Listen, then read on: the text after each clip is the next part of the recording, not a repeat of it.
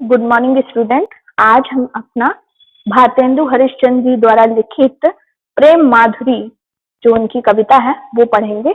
देखिए, कूके लगी कोयले कदमन पे बैठी फेरी, धोए धोए पात हिली हिली सरसे लगे, बोले लगे दादुर मयूर लगे नाचे फेरी, देखी के संजोगी जन ही हर्षे लगे, हरि भई भूमि सिरी पवन चलन लागी, लखी हरि चंद फेरी प्राण तरसे लगे, फेरी झूमी झूमी वर्षा की ऋतु आई फेरी, बादल निगोरे झुकी झुकी बरसे लगे। आपको ये बता दूं कि ये भारतेंदु हरिश्चंद्र जी ने अपनी इस कविता में जो है प्रकृति के बारे में थोड़ा सा बताया है कि जो हमारी वर्षा है उसका जो आगमन होता है, जब वर्षा ऋतु आती है तो किस तरह का दृश्य दिखता है प्रकृति में, उसके बारे में बताया है। ठीक है, देखिए, कूके लगे कोयली, कोयली मतलब होता है कोयल, कदमन मतलब कदम के पेड़ पर, पैर बैठी फिरी यानी उसके ऊपर बैठी, यानी कोयल जो है कदम के पेड़ पर बैठकर कूजने लगती है अर्थात आवाज करने लगते हैं।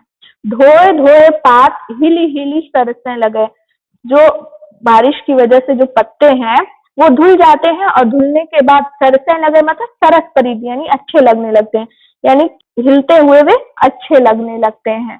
ठीक है, जल जब पड़ता है तो पत्तों की गंदगी हट जाती है और वो खिले खिले से पत्ते जो हैं हिलते हुए अच्छे लगते हैं।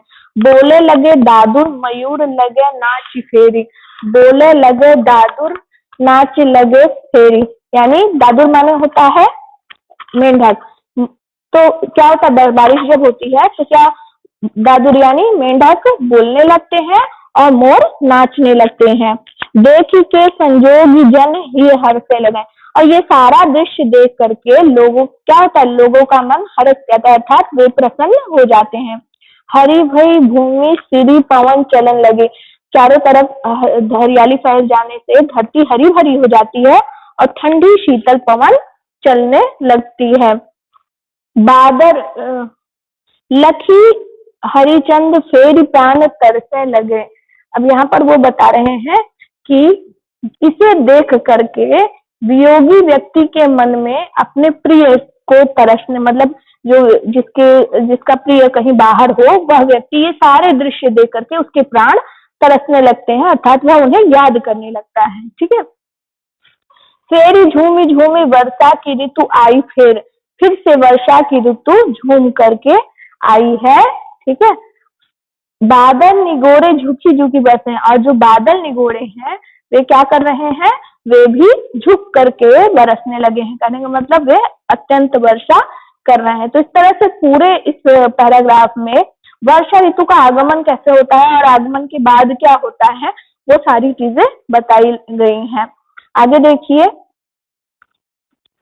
जीते जू होए अधिकार तो विचार कीजिए, लोक लाज भलो बुरो भले निर्धारिये, नैन श्रवण कर पग सबे पर बस भये, उतय चली जात इन्हें कैसे के संहारिये, हरिचंद भई सब भांति सो पराई हम, इन्हें ज्ञान कहीं कहाँ कैसे कै निवारिये, मन में रहत जो ताहि दीजिए बिसारी, मन आप पर बसे जामे ताहि कैसे दे बिसारे। अब यहाँ पर देख लीजिए, वो कह रहे हैं यहाँ पर जो है गोपियों की बात हो रही है कि गोपियां किस तरह से उद्धव से अपने मतलब विरह का वर्णन कर रही हैं कि मैं किस तरह से कार्य कर, मतलब उन्हें उलाहना दे रही है। यहाँ पर देखिए, जिये पे जू अधिकार तो बिचारे, अगर हमारे हृदय पर, जिये माने हृदय पर, यदि हमारे हृदय पर हमारे मन पर हमारा अधिकार हो तब तो हम आपकी बात सुन सकते हैं, क्योंकि आपको पता है उद्धव जी उन्हें योग संदेश देने गए थे। लोक लाज भलो बुरो भले निर्धारिये, हमारा जब खुद पर अधिकार हो तब तो हम विचार करें कि लोक लाज क्या होती है, भला बुरा क्या होता है और हमारे लिए क्या अच्छा है क्या बुरा है, इस चीज का हम निर्धारण कर पाए, लेकिन हमारा तो मन पर ही अधिकार नहीं है। नैन श्रवण, नैन माने होता है आंखें, श्रवण माने कान, ठीक है, कर माने हाथ, पग माने पैर, सब पर बस भय, सब कुछ पर बस यानी दूसरे के बस में हो गए हैं। उतर चली जात इन्हें कैसे संभाले, ये उधर ही चले जाते हैं, इन्हें हम कैसे संभाले। यानी कहने का मतलब जिधर हमारे प्रिय गए हैं अर्थात श्री कृष्ण गए हैं, ये उधर ही चले जाते हैं, हम उन्हें कैसे संभालें। हरिचंद भई सब भांति सो पराई हम, श्री कृष्ण की भांति ही हम सभी पराई हो गए हैं। इन्हें ज्ञान कहीं कहो कैसे के निवारिये। अब वो यहाँ पर कह रहे हैं कि हम इन्हें किस तरह से मतलब किस तरह का इन्हें ज्ञान दें, किस तरह से आप हमें ज्ञान दे करके हमें इन सब चीजों से रोक सकते हैं। मन में रहे तो ताहि दीजिए विचार, जो हमारे मन में रह रहा हो उसे तो हम भुला सकते हैं। मन आपे बसे जामे ताहि कैसे के विचारिए, लेकिन जब हमारा मन ही किसी में जाकर बस गया हो तो हम उसे कैसे भुला सकते हैं। यहाँ पर गोपियां ये कह रही हैं कुल मिलाकर के कि मन में यदि हमारे कोई हो तो हम उसे भुला सकते हैं, लेकिन यदि हमारा मन ही किसी में जाकर बस गया हो तो हम उसे कैसे भुला सकते हैं। ठीक है, आगे देखिए।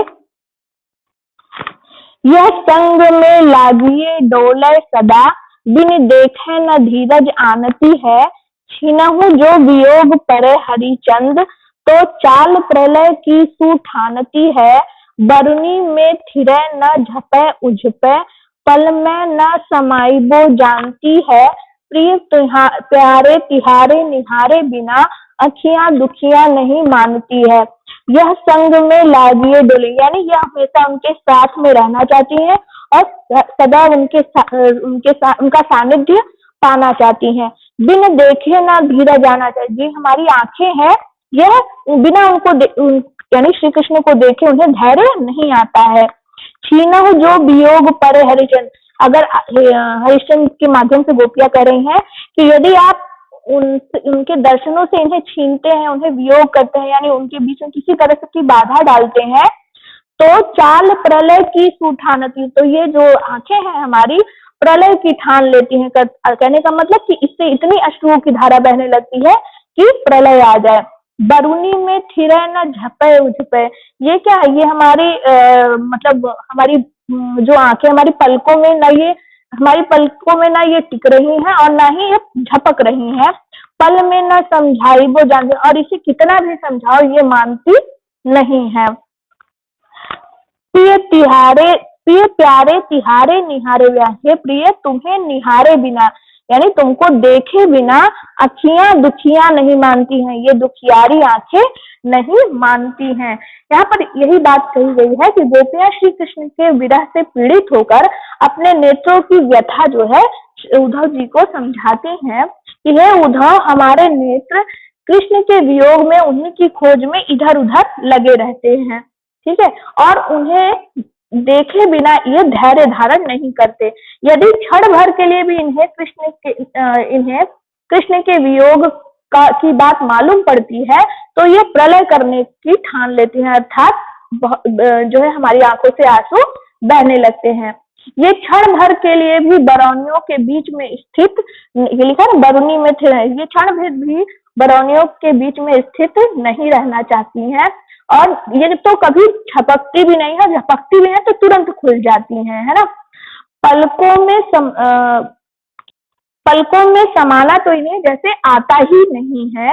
इसलिए हे उद्धव, आपको बता दूं कि श्री कृष्ण से यह कहना कि ये आंखें उन्हें देखे बिना नहीं मानती हैं, ये जो हमारी दुखियारी आंखें हैं उन्हें देखे बिना नहीं मानती हैं। अब आगे देखिए। अब आगे देखते हैं। पहले हूँ भांति भरोसो दयो, अब हम ही लाई मिलावती हैं। हरिचंद भरोसे रही उनके सखियां, जो हमारी कहावती हैं। अब वे जुदा हैं रही हम सो, उल्टो मिलके हमको समझावती हैं। पहले तो लगाई के आग अरी, जल को अब आपहूँ धावती है। अब यहाँ एक सखी दूसरे को ही उलाहना दे रही है कि पहले तो आपने कहा था कि हम आपको ला करके मिला देंगे श्री कृष्ण से, लेकिन अब वे कौन थी? वे वही थी जिन्होंने हमें हरिश्चंद्र का भरोसा दिया और कह रही थी कि हम तुम्हारी ही सखी हैं, यानी हमारी ही सखियां कहलाती थी। लेकिन अब वे भी पराई हो गई हैं, अब उल्टा मिलकर हमको समझा रही हैं कि जो है ऐसा मत करो, श्री कृष्ण को भूल जाओ और जो है आप योग साधना में लग जाओ। अच्छा, पहले तो उन्होंने श्री कृष्ण से मिलाने की आग लगाई, अब वही क्या कर रही है, उस आग को बुझाने के लिए जल ढूंढने जा रही हैं। इसी बात को और अच्छे से समझते हैं कि इस पूरे पद्यांश में क्या कहा जा रहा है। में श्री कृष्ण के वियोग में व्याकुल एक गोपी अपनी सखियों को समझाने पर उन्हें फिर से पलट कर जवाब देती है, उलाना देती है कि हे सखी, पहले तो आपने भरोसा दिलाया कि हम अभी श्री कृष्ण को लाकर तुमसे मिला देते हैं, ठीक है।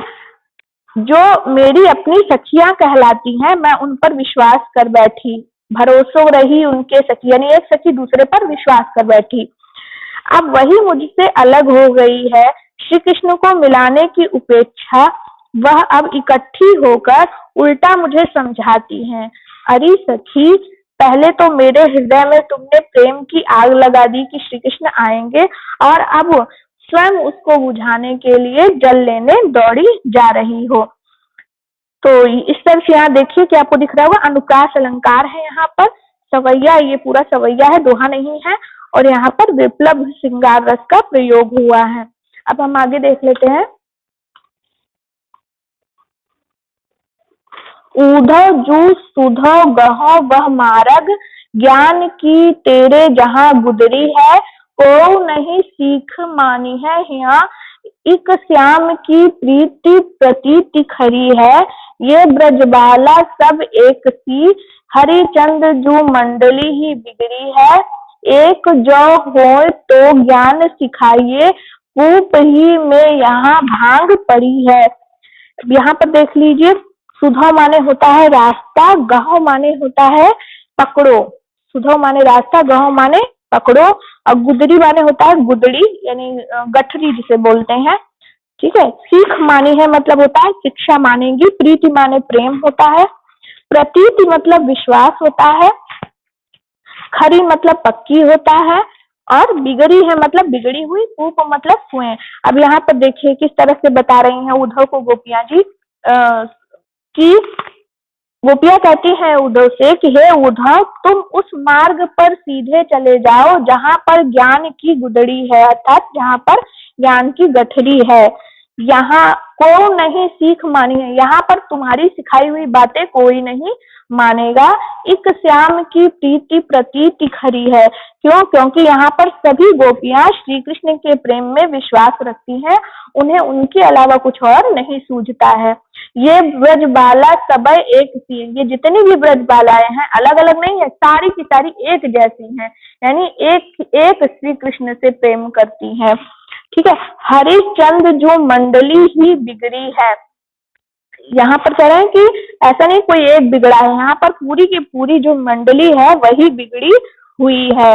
एक जो हो तो ज्ञान सिखाइए, अगर कोई एक हो तो आप उसे ज्ञान सिखा सकते हैं, लेकिन कूप ही में यहाँ भांग पड़ी, यहाँ तो पूरे के पूरे कुएं में ही भांग पड़ी है, अर्थात सभी श्री कृष्ण के प्रेम में मदमस्त है, ठीक है। भांग क्या होता है? नशीला पदार्थ। तो यहाँ ये कहा गया कि कुएं के अगर, जैसे कि अगर कहिए एक गिलास पानी में नशा हो तो आदमी उसे ना पिए, लेकिन जब पूरे कुएं में ही, जो कि पानी का मेन स्रोत है, उसी में नशा हो तो फिर उससे बचा नहीं जा सकता। कहने का मतलब सभी जो है उस नशे की चपेट में आ जाएंगे। तो यहाँ पर सभी श्री कृष्ण के प्रेम के नशे में हैं, या कह लीजिए सभी उनके प्रेम में मदमस्त हैं।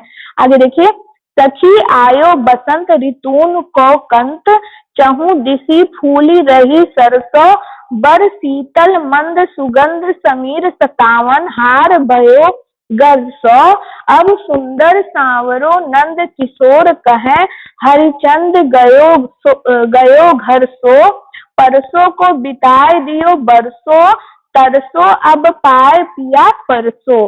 अब यहाँ पर देखिए, ऋतून को कंत, ऋतून को कंत का मतलब है ऋतुओं का जो स्वामी होता है वसंत, उसकी बात हो रही है। चहुदिशी मतलब होता है चारों दिशाओं में, बर मतलब श्रेष्ठ, समीर मतलब वायु होता है, सतावन हार मतलब देखिए ना, सतावन हार मतलब सताने वाली, और भयो मतलब होता है हो गई, गर सौ मतलब गले तक, परसों मतलब आने कल के बाद वाला जो दिन होता है, तरसों मतलब तरसती हूँ, और परसों मतलब स्पर्श करूंगी। ध्यान रखिएगा, यहाँ परसों का ये मतलब नहीं है, ठीक है।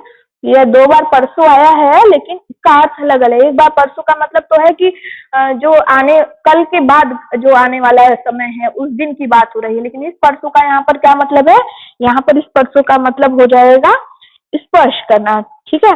तो यामक अलंकार का ये उदाहरण है, आप इसे चाहे तो अच्छे से याद भी कर सकते हैं। अब देखिए यहाँ पर इस पद्यांश में बसंत ऋतु के आगमन पर गोपियों की विरह दशा कैसे बढ़ जाती है उसी के बारे में बताया गया है। कृष्ण के विरह से पीड़ित होकर के एक सखी यानी एक गोपी दूसरी अपनी सखी गोपी से बोलती है कि हे सखी ऋतुओं का हे सखी बसंत ऋतुओं को कहने का मतलब कि हे सखी बसंत जो कि सभी ऋतुओं का राजा है वह यहाँ आ गया है। चारों ओर चहु दिशि फूली रही सरसों, चारों ओर पीले रंग की सरसों जो है फूल रही है। बर शीतल मंद सुगंध समीर, और अत्यंत सुंदर शीतल मंद और सुगंधित वायु बह रही है। किंतु बसंत ऋतु की ये जो पूरा वातावरण है, ये हवा क्या कर रही है, चारों ओर मादकता फैलाए हुए है और मुझे कृष्ण के रूप में मतलब कृष्ण के वियोग के रूप में मुझे सता रही है, यानी मुझे कृष्ण की याद आ रही है। जब सुंदर सांवरो नंद किशोर कहें, नंद नंदन किसे कहा जाता था, नंदनंदन श्री कृष्ण को, तो यहाँ पर कहा गया कि नंद नंदन श्री कृष्ण हमसे यह बात बताकर गए थे कि परसों तक मथुरा से लौट आऊंगा। ये लिखा ना, अब सुंदर सांवरो नंद किशोर कहें, ये सुंदर जो सांवले से नंद किशोर थे वो कह के गए थे कि मैं परसों आ जाऊंगा मथुरा से, लेकिन अभी तक लौट कर नहीं आए हैं।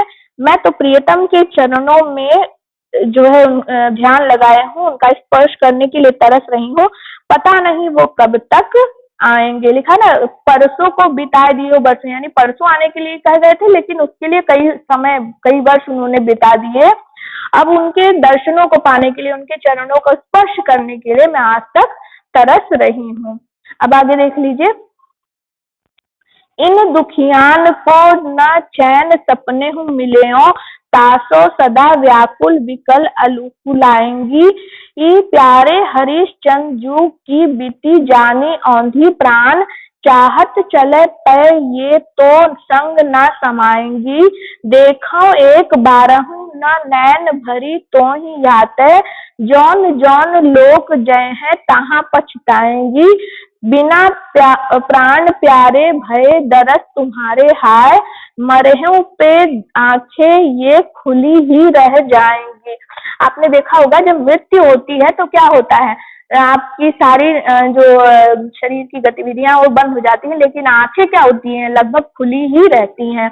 तो अब देखिएगा कि उस बात को बताने के लिए किस तरह से जो है अपनी नेत्रों की व्यथा गोपियां उद्धव जी से कह रही हैं। यहाँ पर विरहणी गोपी कहती है कि ये जो हमारी आंखें हैं, इन दुखियारी आंखें हैं, इन्हें सपने में भी चैन नहीं मिलेगा। तासो सदा व्याकुल रहेंगी, ये हमेशा आपसे मिलने के लिए व्याकुल रहेंगी और हमेशा आपका इंतजार करती रहेंगी। प्यारे हरिचंद्र जू की बीती, हरिचंद्र जी के माध्यम से गोपियां कहती हैं कि आपके आने की जो अवधि आपने बताई थी वह अब बीत रही है और उसी को आधार मानकर अभी तक ये जीवित थी। चाहत चले पे ये तो न संग समाएंगी, लेकिन अब जब हमारे शरीर से प्राण निकल जाना चाहते हैं तो ये प्राणों के साथ भी नहीं जाना चाहती हैं। देखो एक बारहु न नैन भरी तो ही आते, यानी आपको एक बार भी इन्होंने जी भर के नहीं देखा है। जौन जौन लोक जैसे तहाँ, ये जिस जिस लोक में जहाँ जाएंगी वहां पछताएंगी।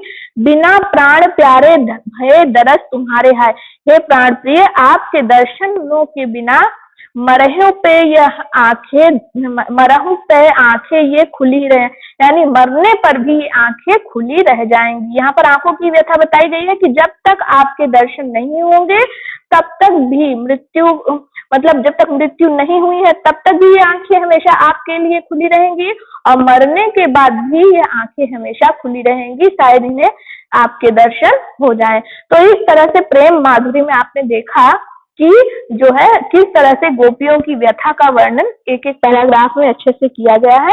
अब आपको इसको घर पर दोहराना है और फिर से पढ़ना है। धन्यवाद।